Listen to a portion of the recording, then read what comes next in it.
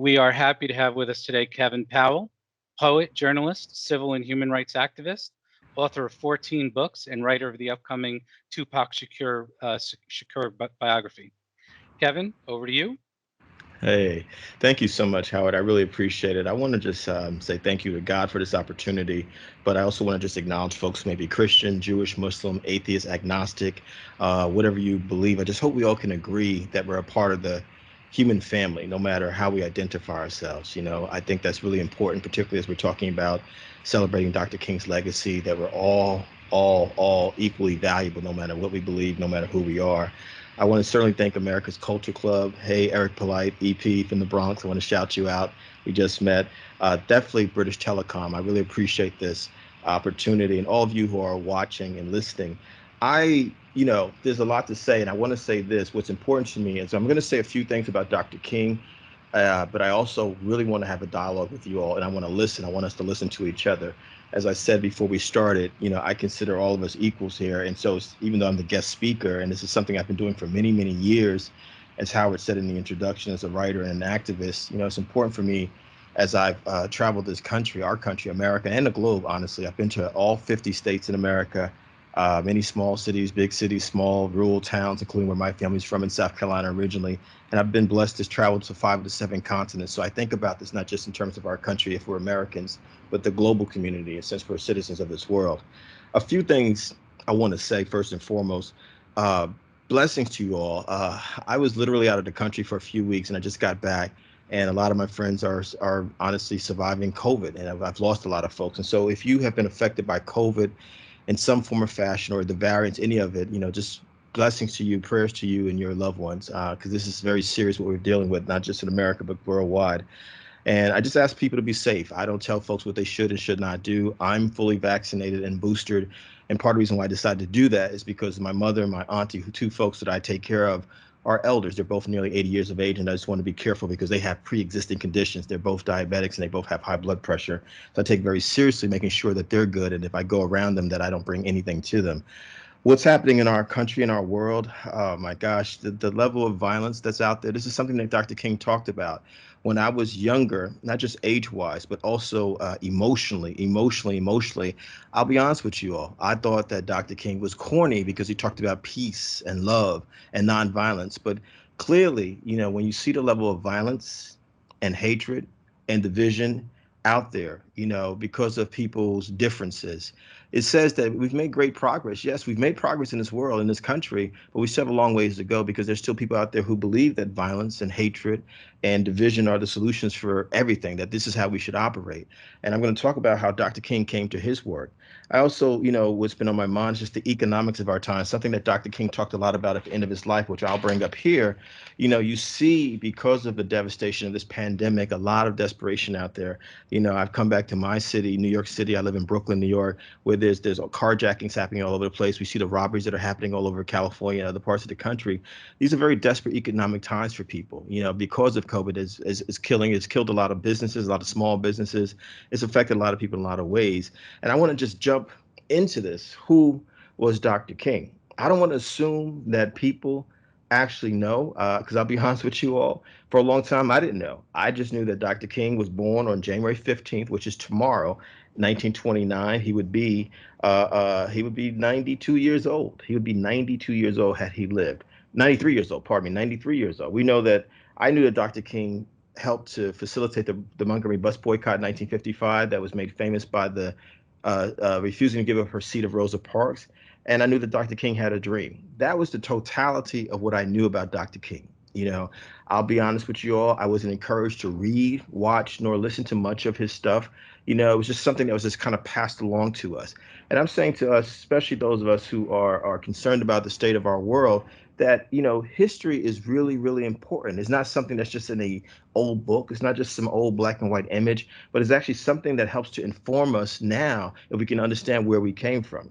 Dr. King was born in Atlanta, Georgia. He was born into privilege, into the middle class black community of segregated Atlanta, Georgia, which was also segregated America at that time. We know that his father and his grandfather were both preachers, and so he came from a family that had a professional background, a professional bent.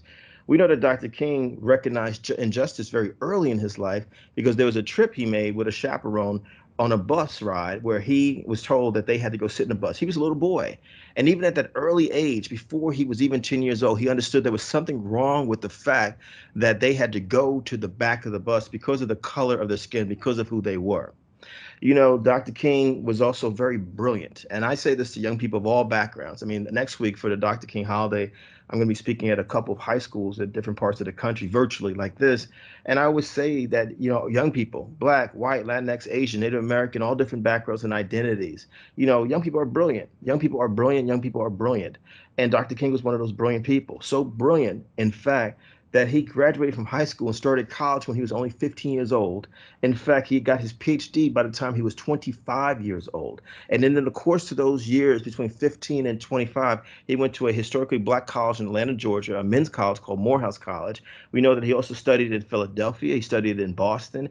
And during that time, between the ages of 15 and 25, 26 years of age, Dr. King, also a Black man, an American, you know, from the South, you know, a Baptist, someone who grew up Christian Baptist, was so open to learning about other people and other ideas and other cultures that he discovered a man in India named Mahatma Gandhi.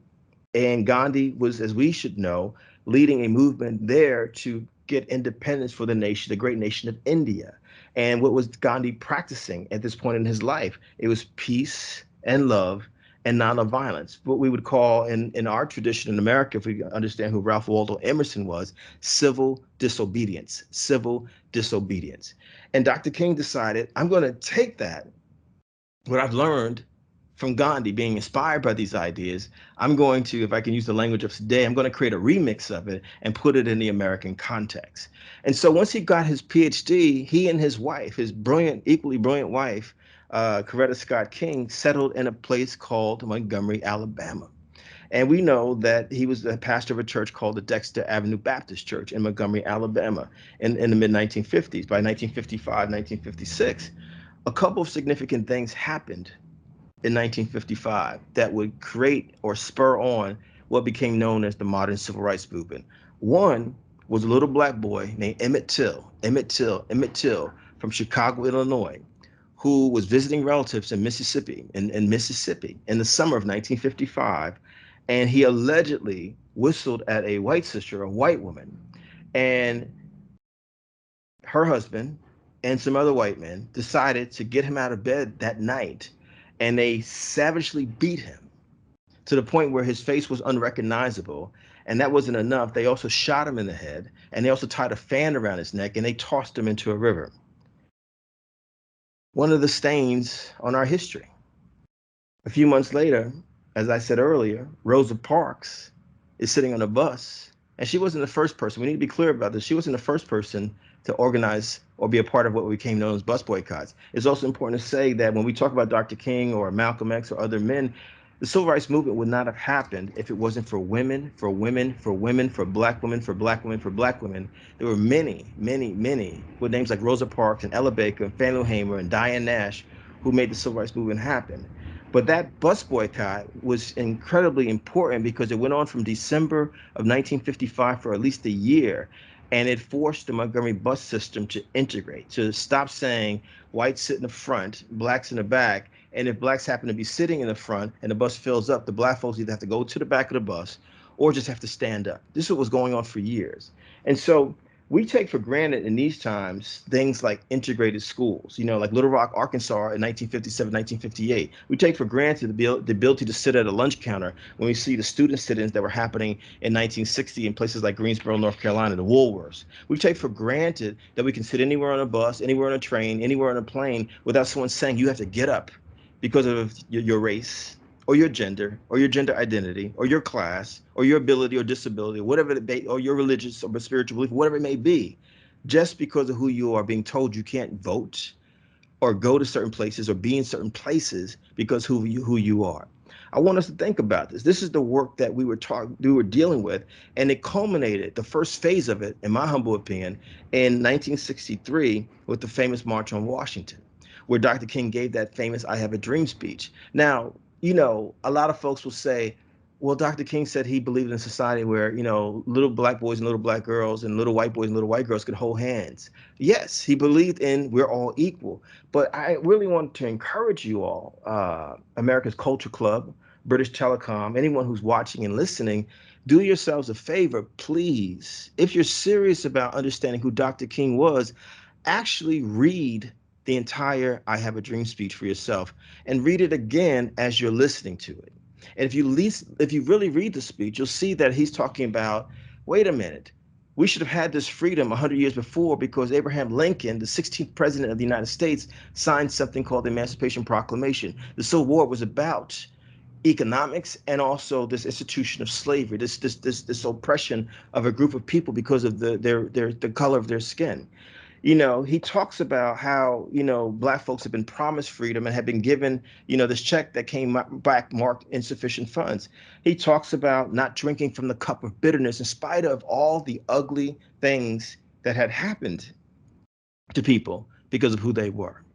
And I mean, I can speak to it in my own family. My great grandfather, my mother's grandfather, literally was savagely killed because he was a black person who happened to have the audacity in the early 1900s in the low country of South Carolina to own land, to own land, to own land. And his life was taken away. And literally, generations of poverty that came all the way up to me because of that. And so here's Dr. King in his I Have a Dream speech saying, in spite of all of the things that have been done to us, and this is before George Floyd, this is before Breonna Taylor, this is before Ahmaud Arbery, and all the things we've had to talk about in just the last couple of years, he was saying it's important for us not to be bitter. There still has to be love. He also is saying, when he talks about Jews and Gentiles and Protestants and Catholics will join hands and sing in the words of the Negro spiritual. Think about that for a second. He's saying Jews and Gentiles, Protestants and Catholics will join hands and sing in the words of the Negro spiritual. In my humble opinion, Dr. King was saying every single person on this earth, in our country, no matter where you are in the world, you are valuable, you are equal to anyone else. And whatever your culture is, Italian person, Jewish person, Irish person, Polish person, Mexican person, Filipino person, Vietnamese person, Chinese person, African American, West Indian, Puerto Rican, Dominican, whatever your identity is, Ukrainian, whatever your identity is, Muslim, whatever your identity is, straight, gay, bisexual, lesbian, transgender, non-binary, whatever your identity is, you are valuable. That's what he was saying, in my humble opinion. And at the end of the speech, he gives his dream, what he envisions. And the dream just means this is my vision for what I want the world to be. This is the world that I want to see. And sadly, 1 month, less than a month after that famous speech that brought so many different people together, 4 little black girls in Birmingham, Alabama, were at church about to pray. And the church was bombed by white supremacists, by racists, killed those 4 little girls. This is the world that Dr. King had to travel in. This is the world where his life was constantly under threat from 1955, when the Civil Rights Movement began, until April 4th, 1968, when he was assassinated in Memphis, Tennessee. And there were definitely things that happened after the I Have a Dream speech, because one of the things I would say to people is don't stop at the March on Washington. Don't stop at the I Have a Dream speech. What did he do for the last 5 years of his life? It's almost like we erased that. Well, who was he after that? We know in 1964, because of the work of black and white people, especially younger people around the country, a civil rights bill was passed. A major civil rights bill was passed. We know because of the work of all these different people coming together. In 1965, the Voting Rights Act was passed. The Voting Rights Act was passed. The same voting rights that we are now fighting in 2022, 57 years later, still trying to protect people's basic right to vote. I want y'all to think about that for a second. I want y'all to think about for that second. We know in 1965, in spite of the Civil Rights Bill of 64 and the Voting Rights Act of 65, in spite of the fact that Dr. King at the time became one of the youngest people to win the Nobel Peace Prize, in 1964 for his work promoting peace and love and nonviolence, that places like Watts in Los Angeles exploded in rebellion. And why did Watts happen? Because of a police brutality case, and the whole community erupted. Dr. King went out to Los Angeles in 1965 And he sat there because he was a humble leader. I need to say this to you all. As we learn about Dr. King, when you win a Nobel Prize, you get a bag of money. And Dr. King was so concerned about being someone who appeared to be benefiting from the work that he was supposed to be doing for the people, we the people, that he, who was a husband, a father of 4 children, young children, gave every dollar of this Nobel Prize money back to the work that he was doing. In fact, when he died, he barely had 3 or 4 suits or 3 or 4 pairs of shoes. I'm not saying we should be poor or broke or impoverished as we do the work, but I want you to think about the character of this person. Think about some of the people who call themselves leaders in these times where everything seems to be about money, money, money, money. Dr. King sat there in Los Angeles after Watts exploded, and he listened to people talk about their frustrations. And a lot of it had to do with either the tensions between police and community or their financial situation. In other words, what does it matter that you can sit anywhere on a bus if you have no money to get on a bus? What does it matter that you can sit at a lunch counter anywhere in the country if you have no money to buy a sandwich, a hamburger? And what I think about, and you all should YouTube it, you can see the footage on YouTube of Dr. King and Watts listening to Black people talk about the conditions. And some of them actually said to him, "Get out of here, Dr. King. We don't want to hear that nonviolent stuff. We don't want to hear that stuff. This is our situation." And because he was humble, he listened. He listened. And a year later, in 1966, Dr. King moved to Chicago, to the west side of Chicago, because he wanted to demonstrate by living in the community himself. He was a Southerner. He was not from Los Angeles, urban environment, or Chicago or New York. He was from the South. He said, "I want to demonstrate that this is not just a Southern issue. This is not just a Southern problem.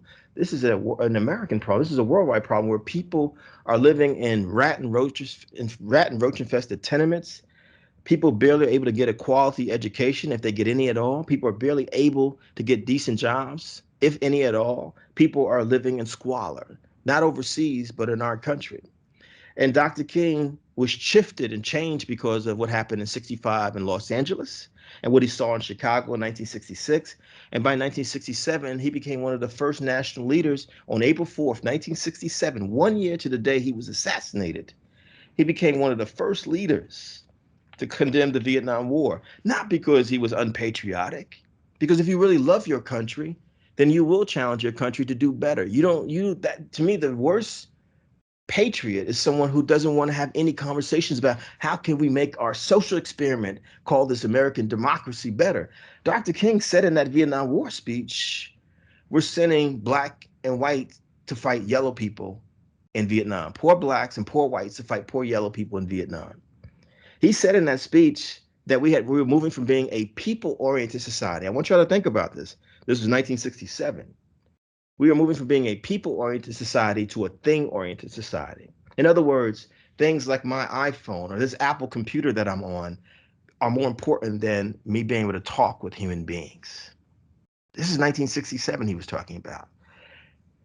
He talked about violence a lot, that he can't just condemn violence. He just can't talk about violence or nonviolence in America. It has to be everywhere. He was badly criticized. Again, he was called unpatriotic. Imagine that. Here we are celebrating his holiday now. He was called unpatriotic. He became wildly unpopular. People were telling him that he should not talk about things he didn't know anything about. And here's a man who was a scholar with a PhD who had written several books and arguably gave some of the greatest speeches, not just in American, but in world history, being told he was stupid, basically. A year later, he started formulating what became known as the Poor People's Campaign, the Poor People's Campaign, the Poor People's Campaign. He didn't say poor black, he didn't say poor white, poor yellow, poor red. He was talking about all people who are struggling financially to make ends meet. And in the midst of all that, he was asked to come to Memphis, Tennessee to help black male sanitation workers. You have seen the images, I'm sure. If you're not, Google it. If you have not Googled it, they wore signs that said, "I am a man," because a couple of sanitation workers have been killed because of unsafe conditions. And so here was Dr. King, someone who said in his lifetime, it doesn't matter if you're a street sweeper or any other job, be the best at that you can be. In other words, this is someone who was a scholar, a Nobel Peace Prize winner, world renowned, was influencing people in places he couldn't even imagine. There with garbage men in Memphis, Tennessee, because he didn't think they were less than him. How can I help? And it was in Memphis, Tennessee on April 3rd, 1968, where he gave his famous I've Been to the Mountaintop speech, where he talks about how, again, this vision, we called it the I Have a Dream speech when he did the speech in 1963 at the March on Washington. Now it's I've been to the mountaintop. He's like, I've seen things. I may not get there with you, but I know that we as a people will get to the promised land. He also talked in that mountaintop speech, which you should also read for yourselves, just like you should read the Vietnam War speech for yourselves. You should read the March on Washington, I Have a Dream speech for yourselves. He talks about, in that I've been to the mountaintop speech, how many times he thought his life would end. So in effect, that mountaintop speech was also like his own personal eulogy, because one day later, he was standing on a balcony at the Lorraine Motel in Memphis, Tennessee, and I was blessed in 2018, which was the 50th anniversary of the assassination of Dr. King, to stand in that very spot where Dr. King was standing when a single bullet struck him in the neck and killed him. And 100 cities went up in flames. Over 100 American cities went up in flames in utter pain, trauma, frustrations. But a white brother, an Irish American brother named Bobby Kennedy, who had been the Attorney General under his brother, President John Kennedy, up until when John was assassinated. Bobby, who was now a United States Senator from New York State, my state, was running for President of the United States in 1968. And Bobby happened to be in Indianapolis, Indiana on the night that Dr. King was killed. He got word of it. And Bobby, a white brother, I'm going to say it again, had to speak to a majority black audience and tell them that Dr. King had been killed. And it's one of the most incredible speeches. I would say it's Bobby's greatest speech. And it's one of the most incredible speeches ever, where he, for the only time in his short life, Bobby Kennedy's short 42 years, was the only time he publicly talked about the assassination of his brother, President John Kennedy. And what he said in that speech echoed the spirit of Dr. King, that we needed to figure out a way to have compassion for each other and love, and we got to figure out a way to come together. And then we know that 2 months later, Bobby was killed. I wouldn't be speaking to you all right now if it wasn't for Bobby Kennedy and Dr. King and Ella Baker and Fannie Lou Hamer, Black folks, Jewish folks, Christian folks, Muslim folks, male, female, all gender identities, all abilities and disabilities, short statured folks.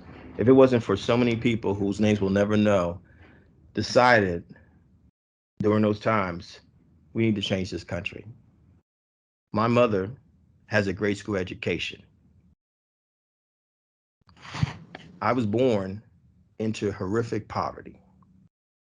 I lived in those kind of rat and roach infested buildings that Dr. King was talking about, and that he lived in himself to demonstrate the horrific poverty in our country.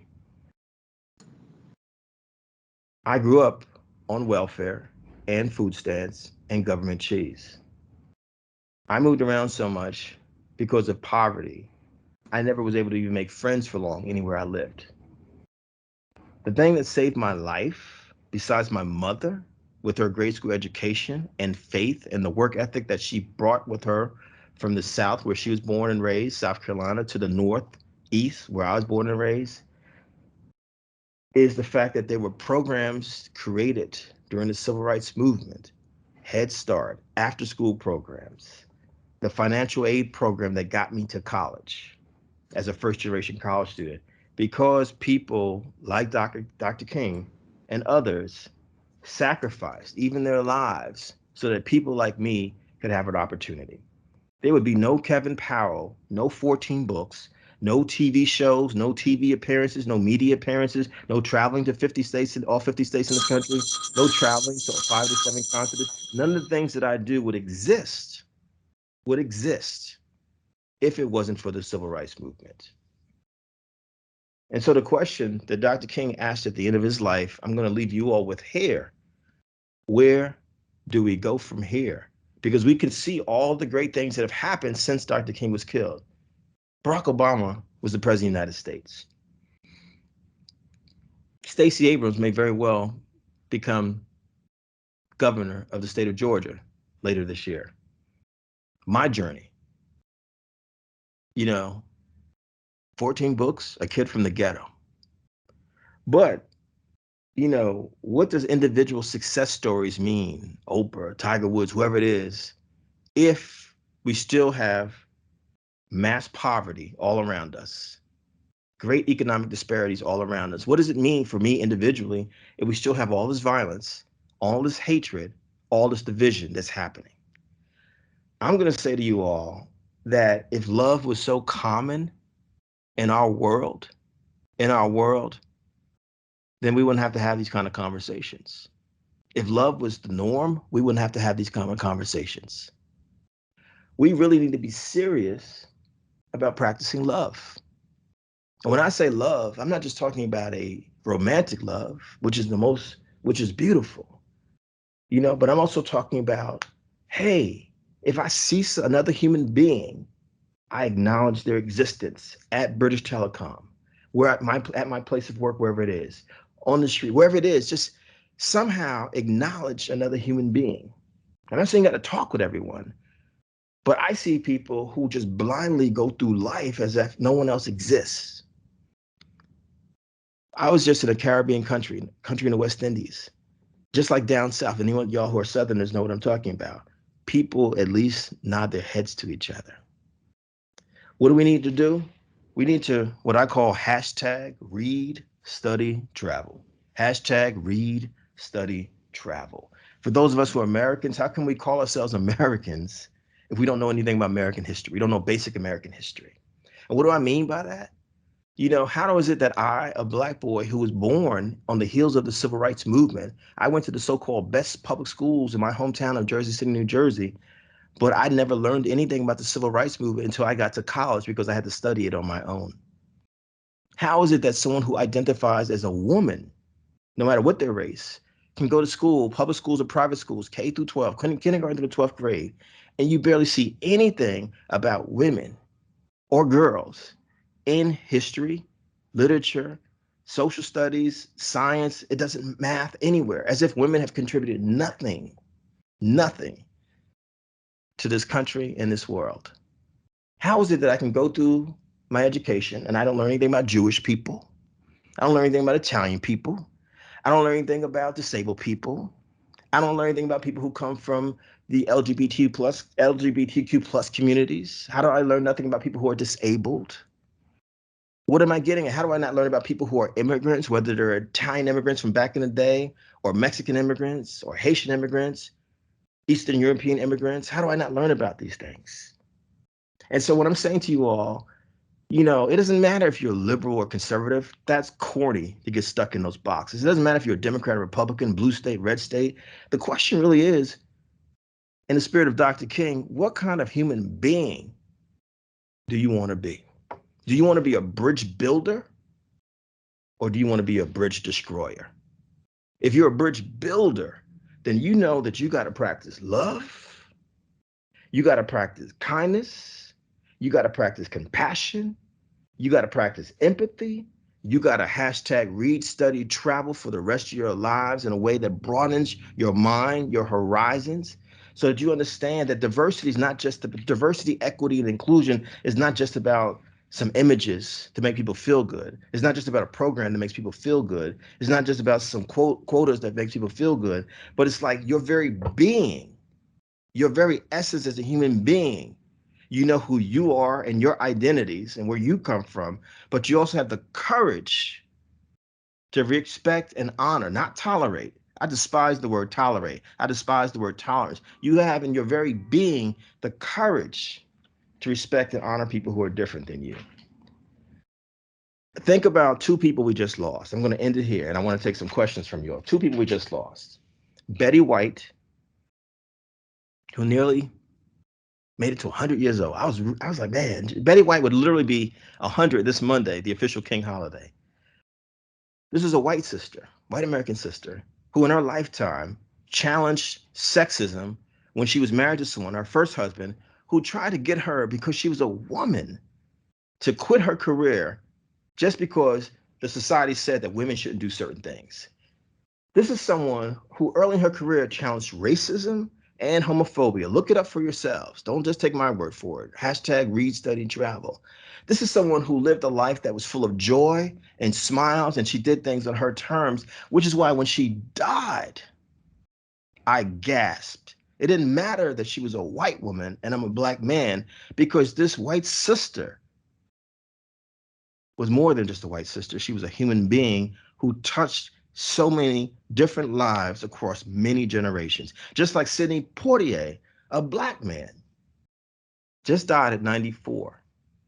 And here's someone who equally has seen a response from people of all backgrounds and from around the world. And I wrote a poem that you can read on Ebony Magazine's website called A Praise Song for Sidney Poitier. It's up there now. And I spent 4 days going back through his life. And one of the stories that touched my heart the most was that when he was first in New York as an immigrant from the Bahamas in the Caribbean, and he had only a year and a half, 2 years of formal education. He could barely read or write, you all. And he was working as a dishwasher at a restaurant in New York City. And an older Jewish brother helped him night after night after work for free to learn how to read better. That's why Sidney Poitier eventually became an Oscar-winning actor. I hope y'all understand what I'm saying. Imagine if we say, well, I'm black, I'm Jewish, I'm Latinx, I'm Asian, I'm gonna stay over here, I'm gonna stay over here, that's not my business. I'm straight, they're gay. I'm a northerner, you're a southerner, I'm East Coast, you're West Coast. No. So when I think about Dr. King, someone who Sidney Poitier, by the way, supported big time with the civil rights movement, financially and otherwise. Look at the images of the March on Washington, you'll see Sidney Poitier in those images. Dr. King asked the question, where do we go from here? We gotta do something. We gotta do something. We gotta do something. And what does do something means? It's not just charity, as Bono from U2 has talked about. Charity is fine, but y'all know what's going on in the world. Y'all see the news the way I do. You see all the stuff that's happening in our country. If you're American, you see what's happening around the world. We gotta tell the truth about history. It doesn't mean that we're trying to disparage anybody, but the truth will set us free and allow us to go forward. That's what this has to be about. And that's what Dr. King was trying to teach us. Tell the truth and do the work that's going to bring us closer to our full humanity. And you can't do that. You can't do that. You can't do that, you all, if we don't practice love with ourselves and each other. Thank you.